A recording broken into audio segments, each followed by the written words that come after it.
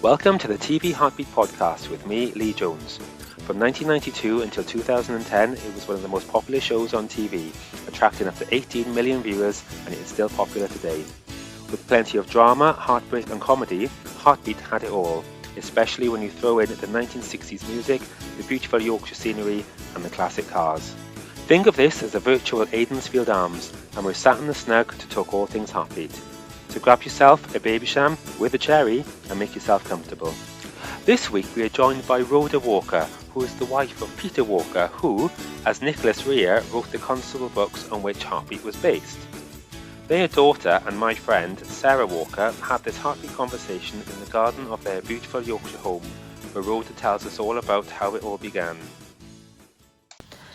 So I'm sat here in the garden with my mum, Rhoda, and Lee's asked me to ask you a few questions about Heartbeat and Dad, obviously. So when was he a village bobby, and how did the writing come about? Oh, right. Well, he was in the headquarters, in the offices, doing clerical work, and they said to him, if he didn't get out on the street and do some proper police work, he'd never be promoted. So they posted us to Oswaldkirk village. Oh, yeah. Gave him a village beat at Oswaldkirk. So we moved there with 3 children under 3. What year was that? Did you move to Oswaldkirk? 1964. Oh, Yes, we'd been at Northallerton for 5 years, and that was where 3 of my children were born. you saved the best till last, though, didn't you? That's absolutely. And yes, I had a nursemaid by then, 2 nursemaids. Yeah. And so when did he start writing proper, like books and things? Was he already writing when you moved there? Well, he was writing even when we were at Whitby, because he used to write with the pen and paper, and exercise books, and write sketches for concerts that they used to have. And I bought him a typewriter, which I think a very old one, which I think cost about £5. I bought it from somebody I worked with. Well, £5 in the 60s was... Well, I suppose it was, yes. was quite a lot of money, wasn't it? Yes, yeah. So you bought him his first typewriter? Yes. Oh, and was that before you were married or after? No, it was after we were married. The first year we were married, yes. Oh, I bet you was delighted with that then. So then he could write probably more, could he? Well, yes, he could write quicker, I suppose, yes, yeah. And just go back to typewriters, actually, because Dad used to touch type, didn't he? When did he teach himself? If you bought him his first one, he must have been an adult by then, obviously. Well, when he was doing his national service, I think he learned then to type when he was doing his national service. He also learned shorthand, but he was useless. He did not use that. No. He didn't use shorthand? No, Okay. I did. When he dictated me letters, I'd write them in shorthand. Yeah. So, do you remember much about him writing the first books that he didn't get published? Because, he had 13 separate books turned down, didn't he, before he turned his hand to writing his first novel? Yes. His first police novel. Yes, well, he would write them on the dining room table, because he had a police office, but he didn't like to do his writing in the police office because it wouldn't look very good if the boss came round. No. No. So he was writing on the dining room table, and I don't know what the books were about, really, but I know that none of them got published. In fact, I don't know whether anybody ever read them. So who was it that made him change what he was writing about? Because he used to call them the ones that got rejected kitchen sink dramas, didn't he? Right. And then he started to write about being a policeman. Yes. Who was it that said he should do that? Well, he had an agent. Somebody said, you've got to get an agent. And a friend who was a writer suggested this agent, which was Gerald Pollinger. Yeah. And he said, you've got to write about what you know. Ah, right. So okay. then that was what made him start writing about a village policeman. But he also wrote articles before he wrote the books, he wrote articles, and he had those published in Police Review. Ah, right, okay. Okay, so he obviously started to realise that that was where he should be concentrating Yes, I think that was it. his Yes. mind. I'll just pause it there.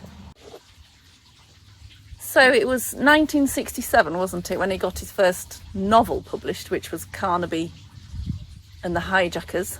Yes. And now, my brother and I were ferreting around in the attic, not that long ago, after Dad died though, and we came across this manuscript, and it was called Constable About Town, I think, and it was 3 chapters of stories about a country bobby on his beat, and we believe he sent that to his agent in 1969, and it got rejected because the agent, do you remember when Dad told this story about the agent telling him there was no call for Yorkshire humour? Oh, that's right. Yes, I do remember that. So Dad pitched the idea as far back as 1969, but it didn't get published in 1960. It was rejected, so he carried on with his crime. So Carnaby and the Hijackers, and then the Carnaby series of books which followed, were all about crime, weren't they? They were sort of like mysteries and crimes, and they were a bit serious. They weren't like Heartbeat. So what do you think? So it was another 10 years, wasn't it, before, at least 10 years before the first Constable book got published, after 1969. So what year was it again, the first Constable? Constable on the Hill? I think it was 1979, wasn't it? I can't remember. Yeah, so many. Yeah, it was about 1969, wasn't it? Constable on the Hill. Yeah. I know. I've written it down somewhere. But I've got a list of his books and when they were published, and I can give that to you. Yeah. It was I think it was 1979, and then he used to write. Yes. Well, there's one funny story, because he used to, on a Sunday night, he would often go across the road to the pub, because we lived opposite a pub, and one Sunday night there was a knock on the door, and it was the landlord saying, "Will you come across and talk to this chap who wants to write books?"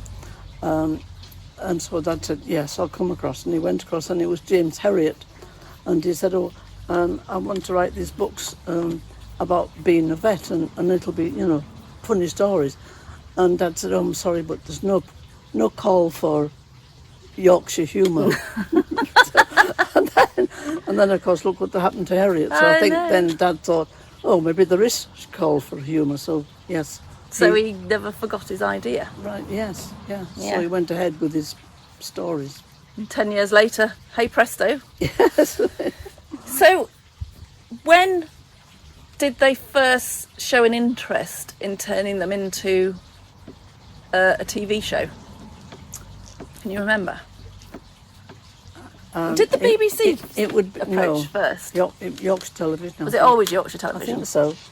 It would be in the 80s, wouldn't it? Yeah. Yes. They actually offered him an option. Yeah. 5-year option, and I think they gave him, I don't know, a few £1,000 for that. Yeah. And said they wanted to make this television series, but they did not make it. No. And then... So can you remember how it felt when Dad thought, you must get all your hopes up that it's going to be made into TV, and then suddenly options running out and you're thinking, oh, must be quite disappointing. I think he would just be accepting of it. I don't think it would worry him too. He'd be disappointed. Yeah. Yes. He thought, well... And then, of course, a few years later, maybe 2 or 3 years later, they came back and said, we would like to do it now. We decided now is the right time to do this sort of a television series. And so they wanted to renew the option. Can you remember, because was it Keith Richardson who approached him? Can you remember that story about how he met Keith Richardson? No, I don't know what he was visiting somewhere with a party of people. I think maybe he was giving a talk to some people, and they were on a bus trip, and there was a chap there who worked for Yorkshire Television, and he said, I think your stories would make a good television series. I know somebody, and he mentioned it to, and so they contacted Dad, and then they did take it. So I don't know whether it was Keith Richardson they approached, but this chap obviously knew who to ask. Yes, yeah. So that was a very serendipitous bus journey. It was, wasn't it? Yes. Yeah. Yeah, and who knew? You know, how? I wonder what year that was when he had that conversation with whoever it was, and how long it took from that conversation to him signing the option. Yes, I don't think it would be very long, actually. No, I suppose they spot an opportunity. So they held on to it for a while. When did Dad know for sure then that it was going to be called Heartbeat? Do you know? Oh, right, yes. I can't remember the name of the chap now. But it was obviously the boss of who did drama, the head of drama, I would imagine. Yeah. And I think Peter thought they would call it something like Constable, you know. Yeah. And he said, no, it would be called Heartbeat, because it was a story about a doctor and a policeman. So the heart was the doctor and the beat was the policeman. Obviously. Yes. Yeah. I can't. And how do you remember how he felt when? Because obviously it was Heartbeat's quite a long way away from Constable on the Hill and all those names. Was he disappointed, or do you think he was? No. He realised that it had to be dramatised, and Yeah. that they would get script writers, because he wasn't a script writer. Yeah. So he accepted that. Yes.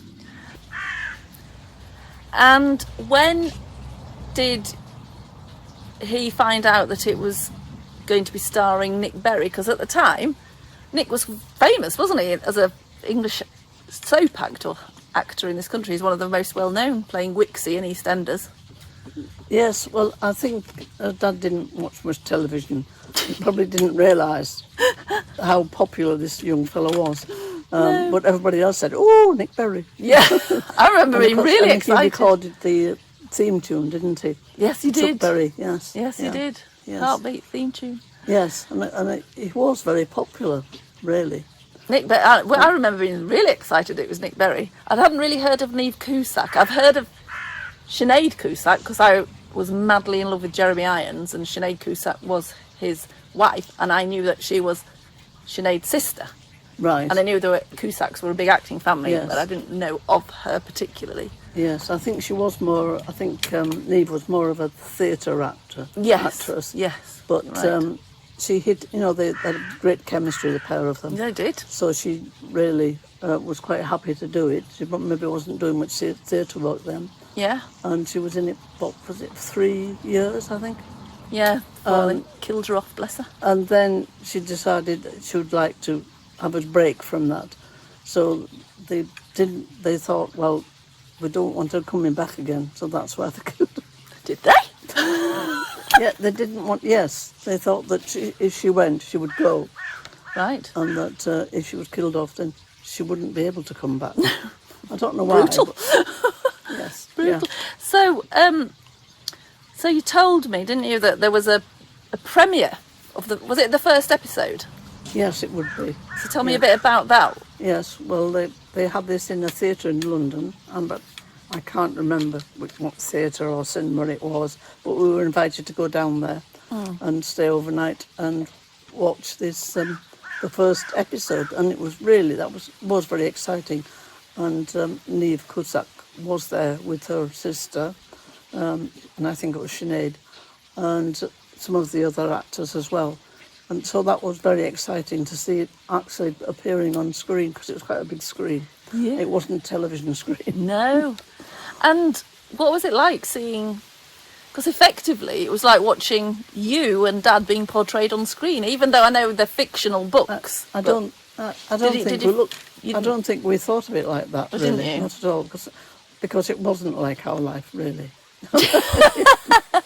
Well, it was a sort of They didn't glamorised have They version. didn't have 3 very small Screaming children. kids. 4 by then, thank you. 4, was it? By the time, golly. well, I suppose when the first Heartbeat book was set, the first Constable book, I wasn't around, was I? I turned up in about book 3, I think. Did you? It was my, yes. When he first started writing them, you just had 3. Right. And then you had the 4th in, I think, book 3 of the series. Yeah, I appeared right at the end.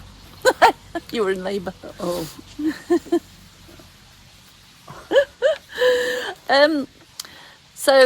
So you're down in the theatre, so you remember, I presume most of the cast were there, were they, at the premiere of cast of the series? Yes. So yes, I believe they were. Yes. So and that would be the first time I'd ever seen them, really, because I'd not been to the the set.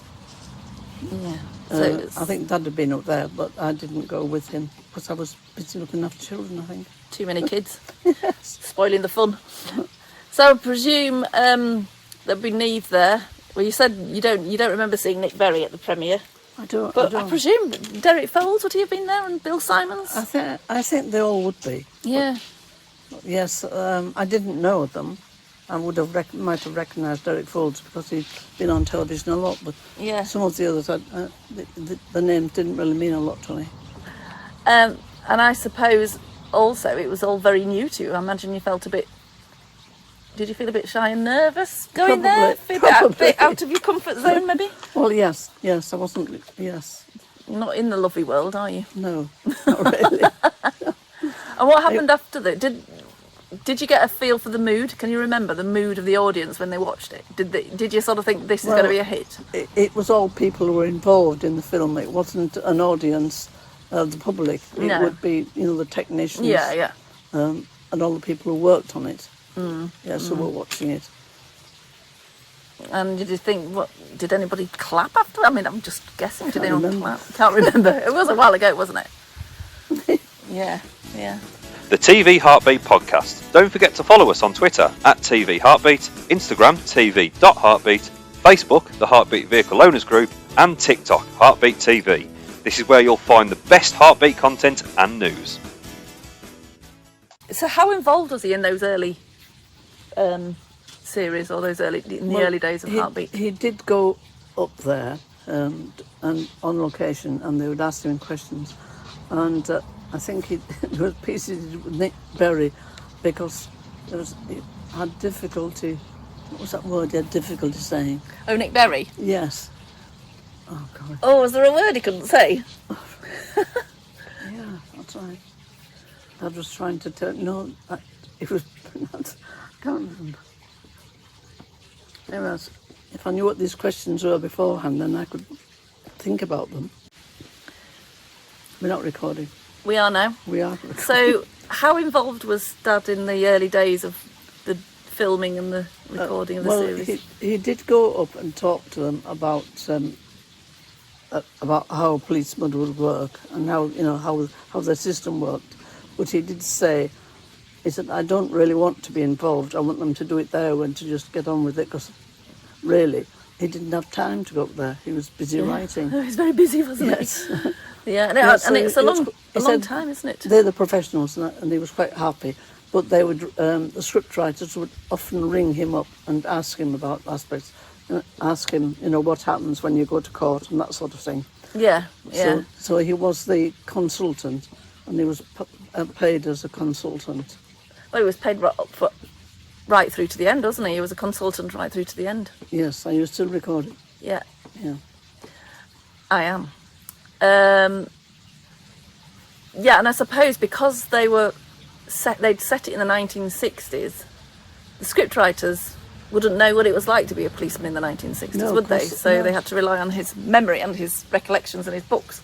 Yes, that's right. Yes, that's true. And that was what they would often ring him at home and ask him about that. Of course, he was happy to do that because, he had the knowledge and he wanted them to get it right. So he would actually see all the scripts and edit them and alter it if it was, if they made if they'd made a faux pas. Yeah, because sometimes things that they put in didn't happen in the 1960s, did they? No. And he would spot that. They didn't have the steam train.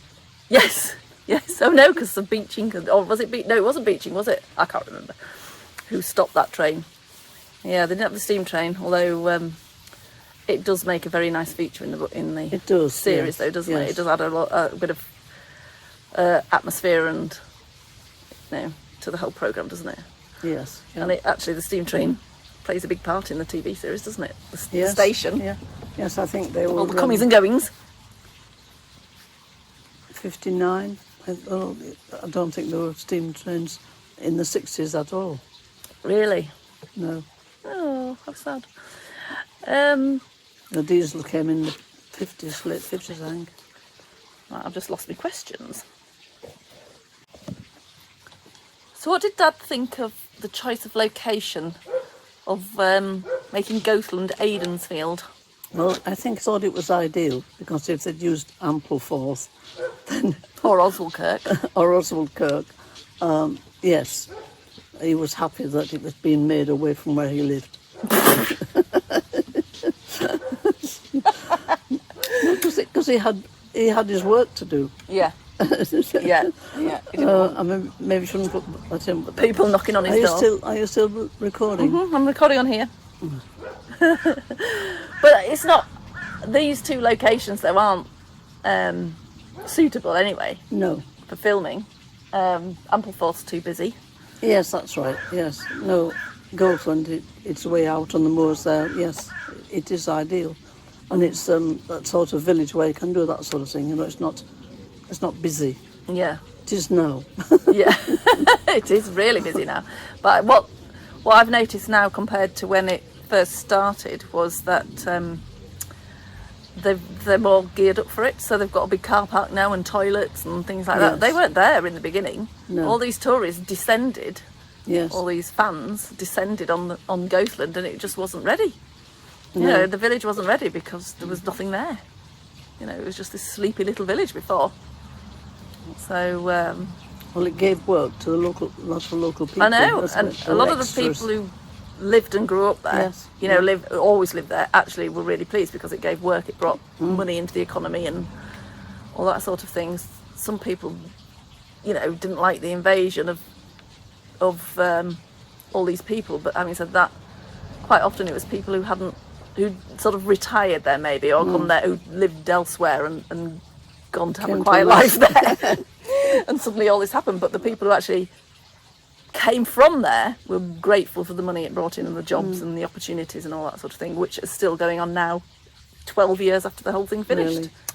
It's still bonkers up there. I mean, bonkers in the nicest possible way. It's just, but there's an industry now, and that Yes. wasn't there before, and people have jobs and people have work and people are getting money in. It's so difficult if you live on the moors and the dales as well. There's not much work. There's is not there? much work. No, You're either in agriculture or tourism, and so I personally think it's a good thing. And after Dad died, we got a lot of messages from people who had benefited from the heartbeat thing in Goathland and Whitby and all those places, and the Moors Railway as well. So yeah, and that was my cup. I'm going to pause. So when the first episode was aired on 10th of April 1992, how did you feel just before it was going to go out? Well, I think we were quite excited about it, really, definitely. Who wouldn't be? No. Yes, I think we were involved. Something completely different for us. We'd never expected to be involved in something like that. No. And it was great for Dad, because it was his books and his stories they were using, particularly for the first few episodes. The first few series, I think, Yes, they the used more of his books, the didn't first they? 3 series. Yeah. And then they got in script writers to write their own stories based around his characters. Yes, yeah. Well, yeah, and his characters were carried all the way through, didn't they? Right to the end. People like Claude Jeremiah Greengrass, that's one of his. That's right. Blake was Ventris one of his. Yes. What about Bellamy? I think Bellamy I think they introduced Bellamy, didn't they? Yes, I believe so. And obviously Dr. Rowan. The doctor, yes. Yeah, she was an invention, Yes. which I think was good for the drama, though. They did change the name. In Yeah. the books, he wasn't called Nick Rowan, was he? No, it was Nick Rea, wasn't he? Well, Nicholas Rea. Yeah. Yes. And you were Mary in the books, weren't you? Yes. Yeah. Oh, you. I say you. I can't detach you and Dad from. Oh, really? No, I can't. Well, to me, I didn't see it like that at Oh, all. no. But I kind of did, because there were a lot of the stories were based on things that had happened, but they were fictionalised, obviously.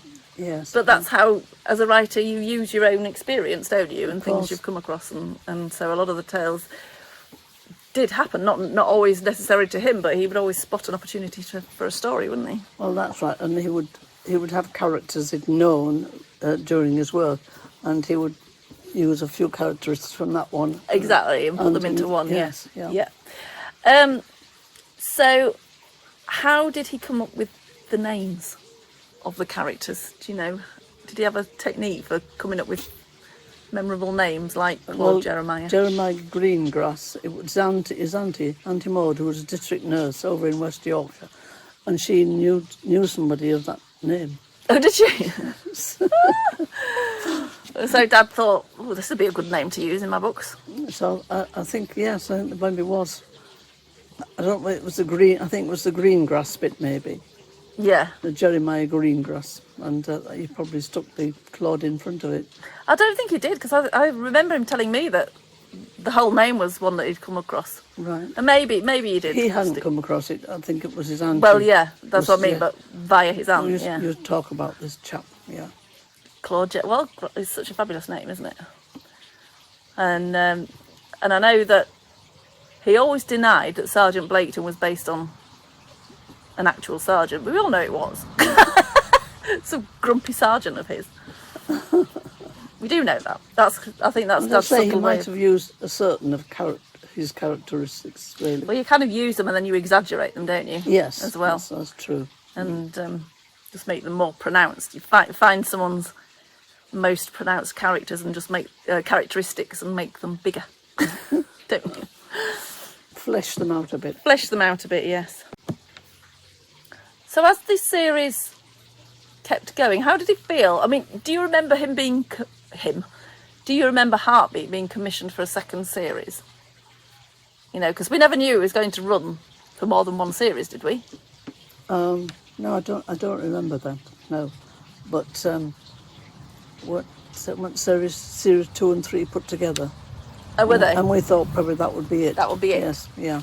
So how did you feel when you realised, oh, going to be series 4? Well, I would be excited. Yeah, thrilled to bits, no doubt. And did you ever think, or did Dad ever think, that it would run for 18? No, sure he didn't. No. That was just. It was because people watched it and it was so popular. Because how many million were they watching? Well, I think the highest. I mean, Lee will probably know the exact number, but I think the highest episode ever, I think, was about 18 million, wasn't it? Which is a third of the population back then. Really? Which is incredible, isn't it? Well, if we were sort of back then 50 million, 55 million. Well, I suppose Sunday night is a good slot, isn't it? Yeah, well, it started on Friday, didn't it? Oh, right. It did. It started Friday. And I think, again, Lee will know this, but it started on a Friday night, and I think at 9 o'clock, because the first couple of series were actually quite gritty. They were a bit more, they were a bit more gritty than, it sort of softened as it went along a bit. And then they took it to Sunday and I think brought it to an earlier time slot, and it became more family viewing. Right, yes. Once it transferred to a Sunday, whereas Friday nights at 9, that's kind of like your gritty drama slot, isn't it? Well, I remember Neve Cusack getting her boobs out. Sorry? In the first episode, Neve Cusack got her boobs out. Oh, that's right. Yeah. We never saw them again, but, But, yeah, they got a little bit more... as you say, family viewing. More orientated to the whole family. And I know now, because there's a whole new... They're not a new generation of Heartbeat fans. They're fans who've grown up with Heartbeat. So they're in the sort of late 20s, 30s. Oh, right, yes. Who are now watching it and are major fans because they grew up with it. Yes, well, I know people in the village here, and they say, I watch Heartbeat every day, because it's repeated 3 times a day. I know, and they still watch it. Yes. Gilbert and George, those very famous designers, watch it every day, apparently. Yes. Yes, yes. I remember they were meeting Tricia, weren't they, for some event, and they said, "Oh, we've got to be back, for 5 o'clock to watch Heartbeat." Yeah, exactly. Yeah, I know, that is incredible. So, obviously, sadly, all came to an end in 2010. No doubt Dad and you would have had notice that it was coming to an end. How did that feel? I mean, I do remember a few years before we actually got the news that it was ending, I think Dad, especially in the last few series, always thought it would come at some point. Yes. That it would be. Well, I think in a way, I don't think he minded too much because it meant he could forget about that and concentrate on other things. He didn't have people ringing him up, which they would do, most days. He'd get calls from scriptwriters. So yes, I think in a way, he thought, right, now I can do something else. Yes, Yeah. So it gave him a bit more freedom. They were always the repeats, weren't they? Yes. Yes. Always. They went on for, as I said, they're still on now. But. Yeah. And what would you think if they ever brought it back, like did a reboot like they've done with All Creatures of Great and Small, because that's been very successful, hasn't it? Well, I wouldn't mind. I don't think my family would mind too much either. No, it's definitely not. I think the Heartbeat fan community is split on that. Some want it and some don't. I think there's a bit of a... Right. There's both. They're on both sides of the fence. But I'd quite like to see what they did with it, because if they can do it with All Creatures, they could do it with Heartbeat, couldn't they? And maybe do it in a sympathetic way that doesn't upset all the die-hard fans. Yeah, and hopefully Dad would approve. I'm sure he would. Yes. Yeah. He would say, well, if they want to do it, let them do it. Yeah. What I might mention, as well, for people out there, there's a Heartbeat feature coming out in the Dalesman in September. For the 30th anniversary, because unbelievably it's 30 years ago since the first episode was aired. And then I've also been asked to write a column in the Dalesman magazine as of October. Lovely. Yeah, so following in my dad's footsteps. Does that come out of Heartbeat then? I think so, yeah. I think it probably has, yeah. Because there's this, Heartbeat column article in September, so... And then I got this phone call asking me to do a regular column, so I'm delighted. Oh, right. Following in my dad's footsteps. That you used are. to write for them. You are, yes. Yeah. That's lovely that you can do that.